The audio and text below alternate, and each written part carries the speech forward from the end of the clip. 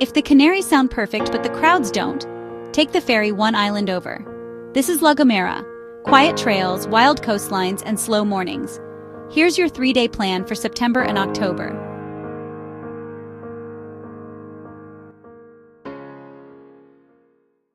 La Gomera sits just 1 hour by ferry from Tenerife, but it feels like another world entirely. September and October bring shoulder season magic. Softer light, calmer trails, easier reservations. The island rewards hikers, photographers, and anyone craving a slower pace. Gentle seas, warm evenings, and trails that whisper instead of shout. Let's start your 3 days right. Our journey begins as the ferry from Tenerife glides into the port of San Sebastián de la Gomera. This isn't just the island's capital, it's the historic gateway, the very port from which Columbus set sail for the New World. You feel that sense of departure and discovery in the air. We start our adventure here. It's compact, wonderfully walkable, and the perfect place to gather supplies and acclimatize to the island's gentle rhythm. The old town, with its pastel-colored facades and traditional Canarian wooden balconies, wraps around the harbor like a warm, protective hug. We'll wander through its narrow cobblestone streets, where every corner reveals a piece of history. Make your way to the Plaza de la Constitución, the town's beating heart. This is where you grab a morning coffee at an outdoor cafe and simply watch the island wake up. It's a slow, unhurried process. Once caffeinated, head to the Mercado Municipal. This is where the real flavors of La Gomera come alive. We're here to stock up for the trail. Look for the local goat cheese, queso de cabra, which ranges from fresh and mild to cured and sharp. Grab a loaf of fresh, crusty bread, and for a true taste of Canarian heritage, pick up some gofio, a toasted grain flour that's been a staple here for centuries. It's perfect for adding energy to your morning yogurt. Don't leave without a small pot of almagrote, a punchy, spicy cheese pâté that's incredible on bread. With our JanSport pack full of local treasures, we point our rental car north towards Agulo. The drive itself is an essential part of the experience. The GM1 road is a masterpiece of engineering, an asphalt ribbon unfurling through an ever-changing landscape. You'll leave the drier, sun-baked coast of San Sebastián behind as the road begins to climb. The air cools, the scenery transforms. Dramatic switchbacks carve their way up through verdant terraces of banana plantations and into the fragrant shade of Canarian pine forests. Every turn reveals a new, breathtaking vista of the Atlantic below. And then it appears. Agulo, the bonbon of La Gomera, materializes like a terracotta dream, a pristine village clinging impossibly to a wide natural platform, with the majestic peak of Mount Tide watching from across the water in Tenerife. Park your car just outside the village center and wander in. The streets are immaculate, peaceful, and lined with beautifully restored homes and flower-filled balconies. It feels like stepping back in time. From the village, a short but steep trail beckons you upward. This is the path to the Mirador de Abrante. The 5-minute climb up the iconic red wall builds anticipation with every step, and then you're there. A stunning glass skywalk juts out from the cliff face, suspended 600 meters over the valley. Stepping onto it is a thrill, a feeling of floating above the world. The panoramic view is simply staggering, encompassing the entire Agulo Basin, the patchwork of fields, and the endless ocean. If you time the light right, the experience is transcendent.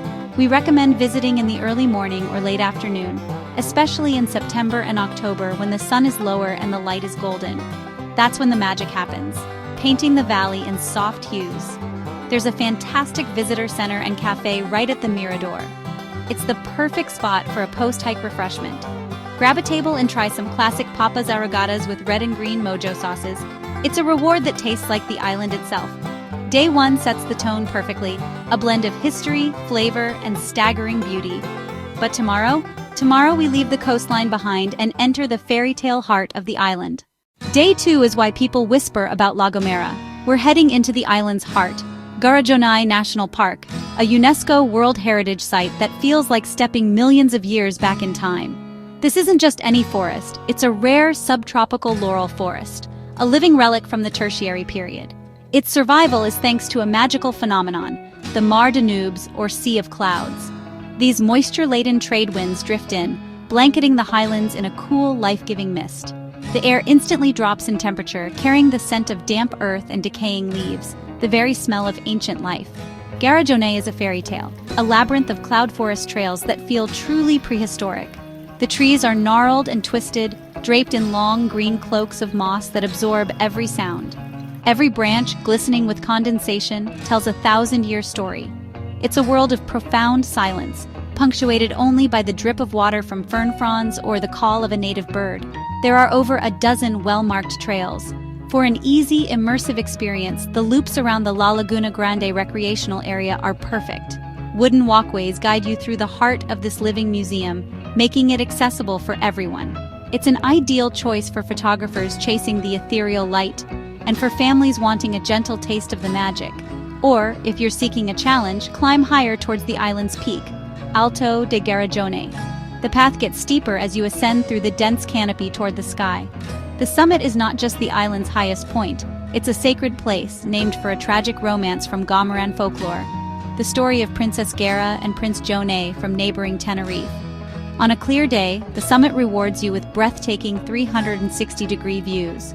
You can see the volcanic peak of Mount Teide on Tenerife and the outlines of La Palma and El Hierro. A few crucial tips. September and October are perfect for hiking here, with fewer crowds and cooler temperatures, but always bring a layer. The Mar de Nubes can roll in without warning, causing a sudden chill. Sturdy, waterproof footwear is a must for the slippery routes. And pack plenty of water and snacks, as kiosks are limited. I recommend stopping in a village on the way up to grab a local specialty, like a bocadillo with fresh goat cheese. Most importantly, take time to just listen. Find a quiet bench, put away your phone, and tune into the forest's rhythm. It's a deeply meditative experience you won't forget. As you emerge from the forest, stepping back into the bright sunlight, the real world feels different somehow. The valleys below seem more vivid, more alive. Now it's time to head west, where the island saves its best secret for last. In a minute, I'll show you the coast that almost nobody visits at sunset. But first, the journey. The road to Valle Gran Rey is an adventure in itself. Prepare for some of the most dramatic switchbacks in the Canaries, descending from the misty highlands to the sun-drenched coast. Final day, Valle Gran Rey. The journey into the Valley of the Great King is an event in itself. The road down is a ride, a marvel of engineering that carves its way down sheer cliff faces. With each hairpin turn, the perspective shifts, revealing the immense scale of the canyon. It's a drive that demands your attention, but rewards you with breathtaking vistas. Take your time and use the pull-offs to soak it all in. As you descend, the arid rock gives way to a lush oasis.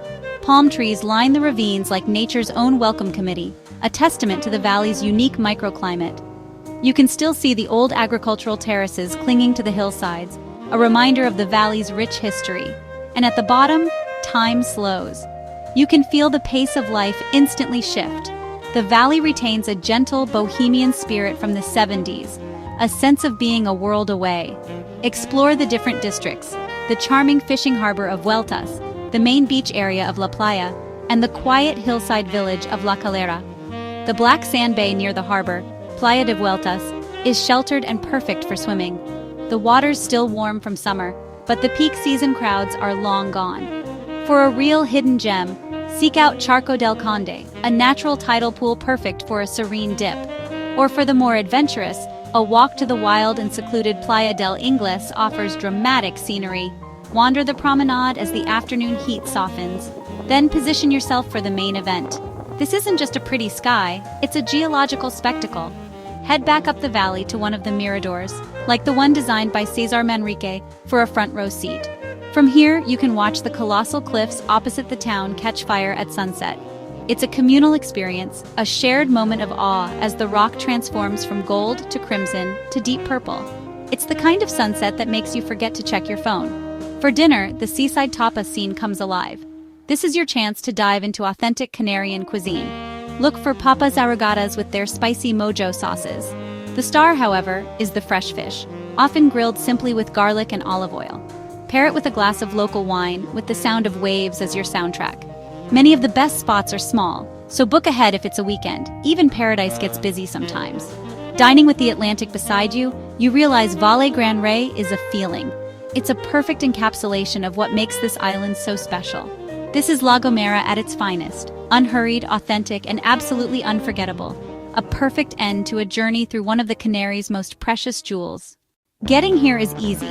Fly into Tenerife, then take the ferry to San Sebastián. The crossing takes about an hour. Time to decompress and watch the islands grow larger. Grab a window seat and let the anticipation build. A small car gives you total freedom. The roads are steep but well maintained. Just drive unhurried and enjoy the views. Buses link the main towns if you're traveling light. Check schedules the day before. Service is limited off-peak. Navigation is straightforward. One main road circles the island. Plenty of pull-offs let you stop for photos without holding up traffic. Fuel up in San Sebastián. Stations get sparse in the mountains. Village parking is usually free but limited. Arrive early for the best spots near trailheads. Autumn is the sweet spot. Warm seas, open tables, golden light. Temperatures hover in the mid-70s, perfect for hiking and swimming. Expect mid-range prices, better than peak winter. Meals for two run 30 to 50 euros at most places. Budget a little extra for fuel and mountain driving. The views are worth every euro. Overall, La Gomera delivers premium experiences without premium prices. September and October mean easier bookings and better availability everywhere. That's La Gomera, the quiet canary. Come for the trails, stay for the pace. If this helped, hit subscribe and tell me your favorite viewpoint below.